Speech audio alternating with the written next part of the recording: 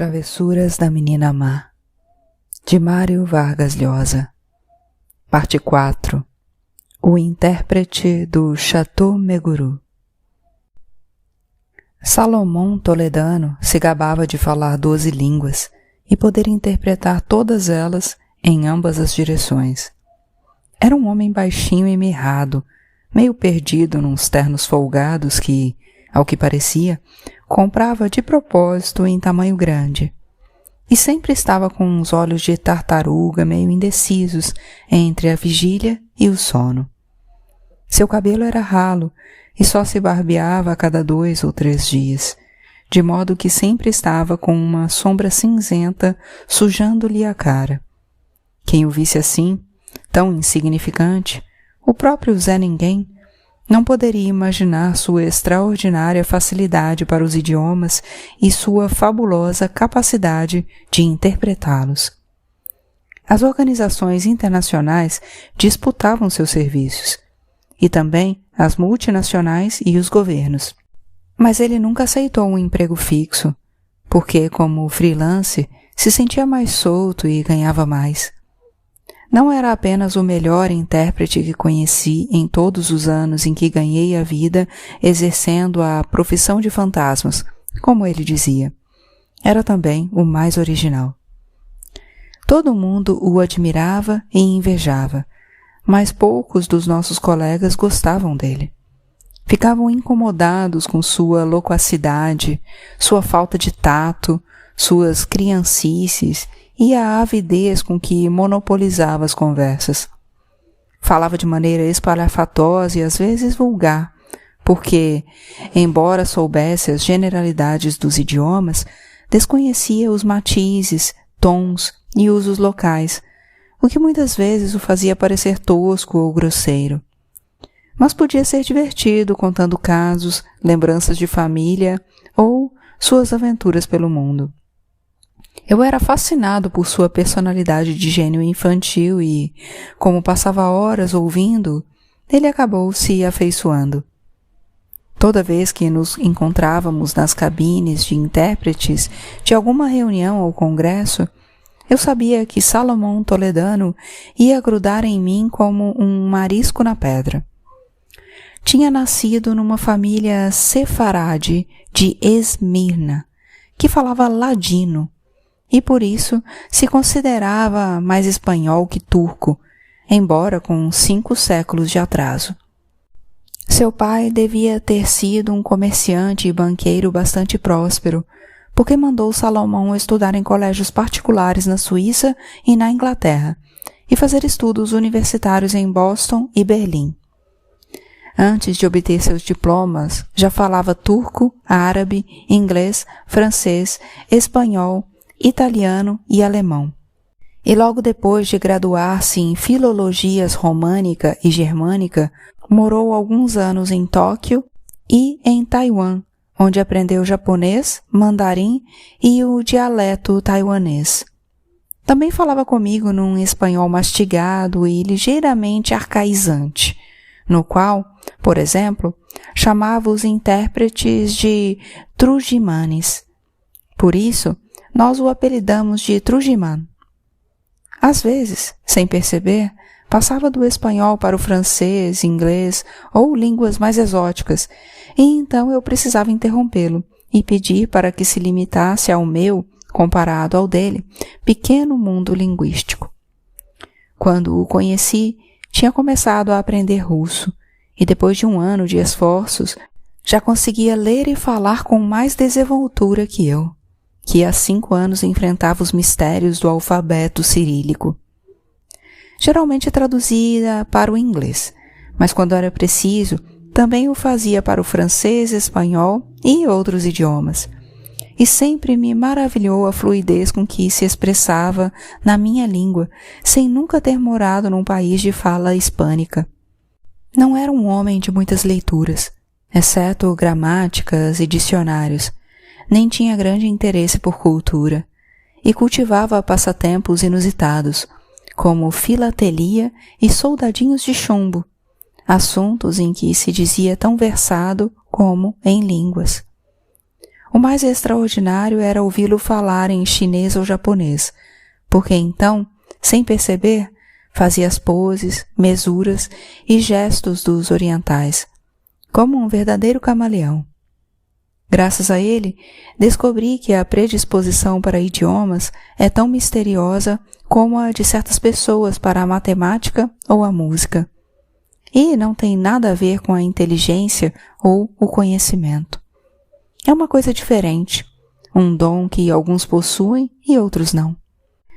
Salomão Toledano tinha esse dom tão desenvolvido que, apesar do seu jeito inofensivo e anódino, parecia uma coisa monstruosa, porque, quando não se tratava de idiomas, era de uma ingenuidade assombrosa, um homem-menino.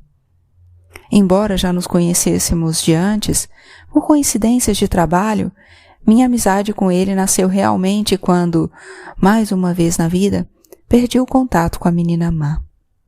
Sua separação de David Richardson foi uma catástrofe quando ele provou, ante o tribunal onde corria o processo de divórcio, que Miss Richardson era bígama, pois também se havia casado legalmente na França com um funcionário do Quai d'Orsay, do qual nunca se divorciara.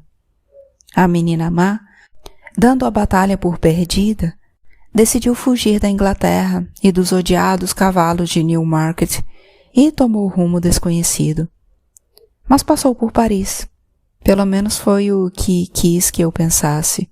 E em março de 1974, me ligou do novíssimo aeroporto Charles de Gaulle para se despedir.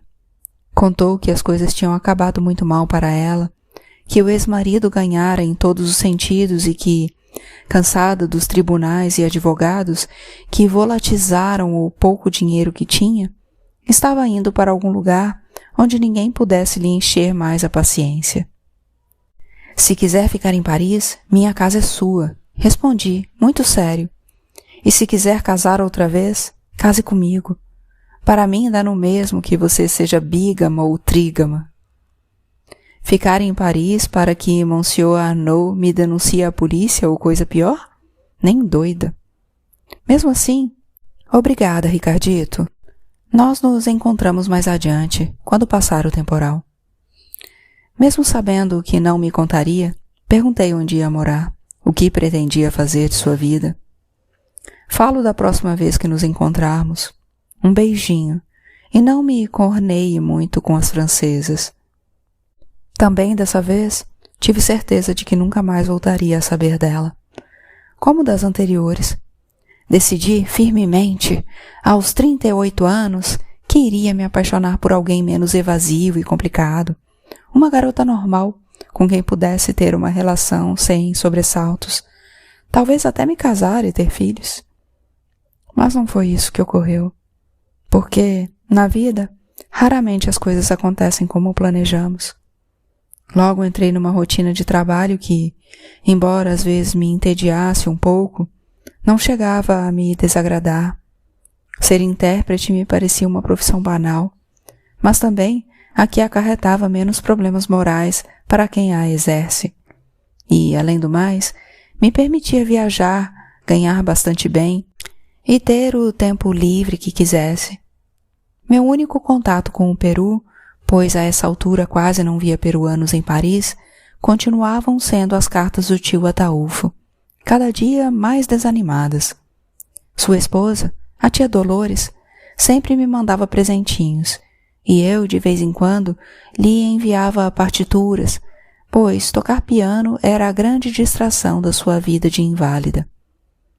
Os 8 anos da ditadura militar do general Velasco, com as nacionalizações, a reforma agrária, a comunidade industrial, os controles e o dirigismo econômico, dizia o tio Ataúfo, deram soluções erradas para o problema da injustiça social.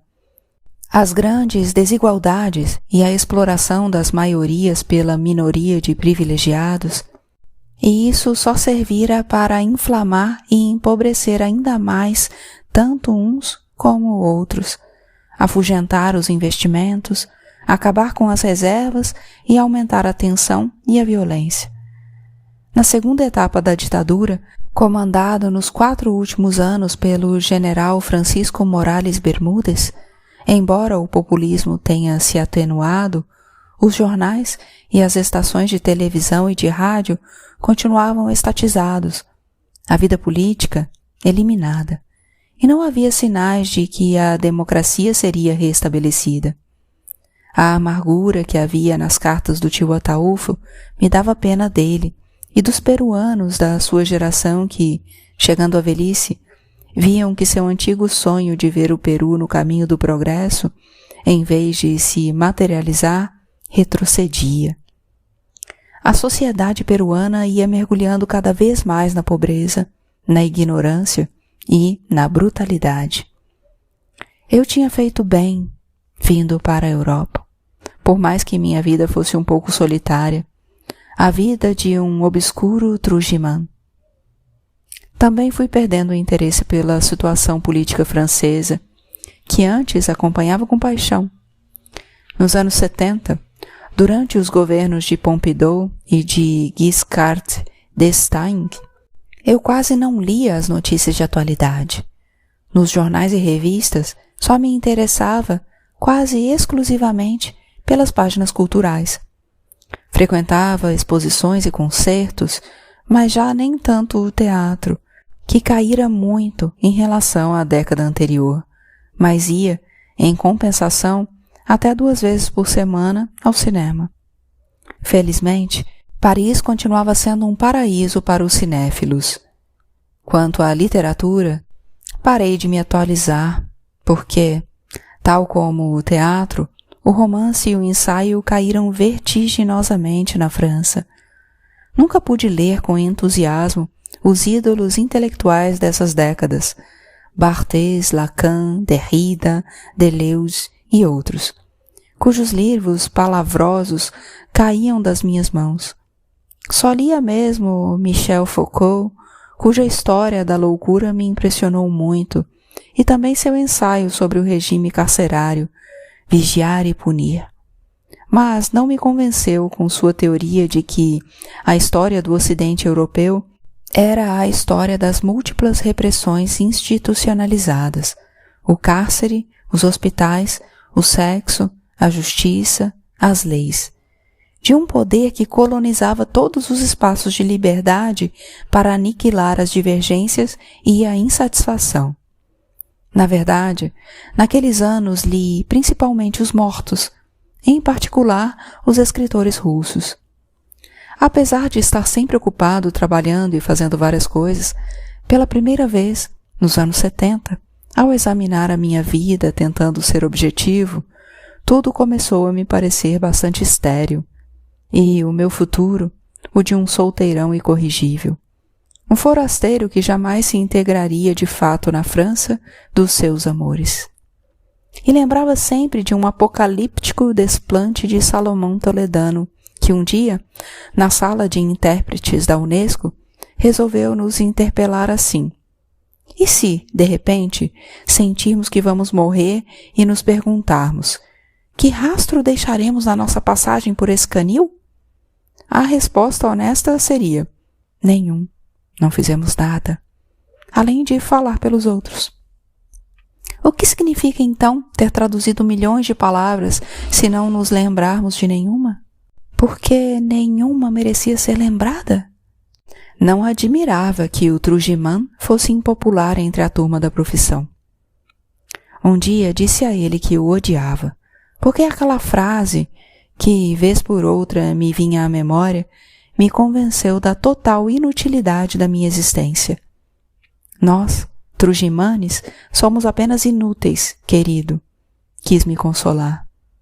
Mas não prejudicamos ninguém com o nosso trabalho. Em todas as outras profissões, podem-se fazer grandes estragos na espécie.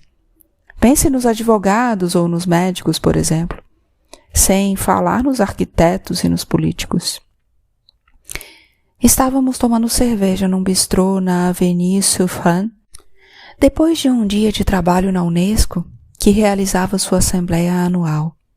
Eu, num impulso confidencial, acabava de lhe contar, sem detalhes nem nomes, que estava apaixonado havia muitos anos por uma mulher que aparecia e desaparecia da minha vida como um fogo fátuo, incendiando-a de felicidade durante curtos períodos e depois deixando-a seca, estéril, vacinada contra qualquer outro entusiasmo ou amor.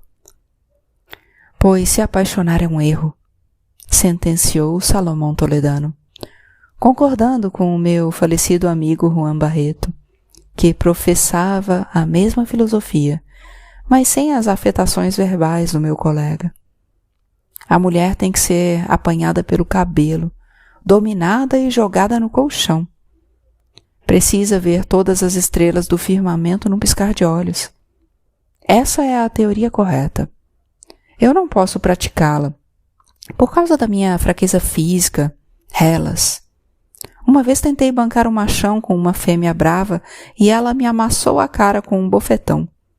Por isso, apesar da minha tese, eu trato as damas, principalmente as rameiras, como verdadeiras rainhas. Não acredito que você nunca tenha se apaixonado, Trujiman. Reconheceu que tinha se apaixonado uma vez na vida, quando era universitário em Berlim, por uma garota polonesa, tão católica que toda vez que fazia um amor, sentia tanto remorso que acabava em prantos. O Trujiman lhe propôs casamento. A moça aceitou. Foi uma trabalheira obter o consentimento das famílias. Conseguiram depois de uma complicada negociação em que se decidiu fazer uma cerimônia dupla, pelo ritual judeu e pelo católico. No meio dos preparativos matrimoniais, subitamente, a noiva fugiu com um oficial norte-americano que estava terminando seu tempo de serviço em Berlim. O Trujiman, enlouquecido pela desfeita, fez uma estranha inquisição. Queimou sua magnífica coleção de selos e decidiu que nunca mais se apaixonaria de novo. No futuro, o amor para ele seria exclusivamente mercenário. E cumpriu. Desde aquele episódio, só frequentava prostitutas. E, em vez de selos, agora colecionava soldadinhos de chumbo. Poucos dias depois, pensando que me fazia um favor, ele me obrigou a embarcar num fim de semana com 2 cortesãs russas que, a meu ver, além de me darem uma oportunidade para praticar meu russo, iriam me fazer conhecer os eflúvios e hematomas do amor eslavo. Fomos jantar num restaurante de Batignolles, Le Grand Samovar, e depois seguimos para um boîte de nuit, estreita, escura e fumacenta, quase asfixiante, perto da Place Clichy. Lá encontramos as ninfas.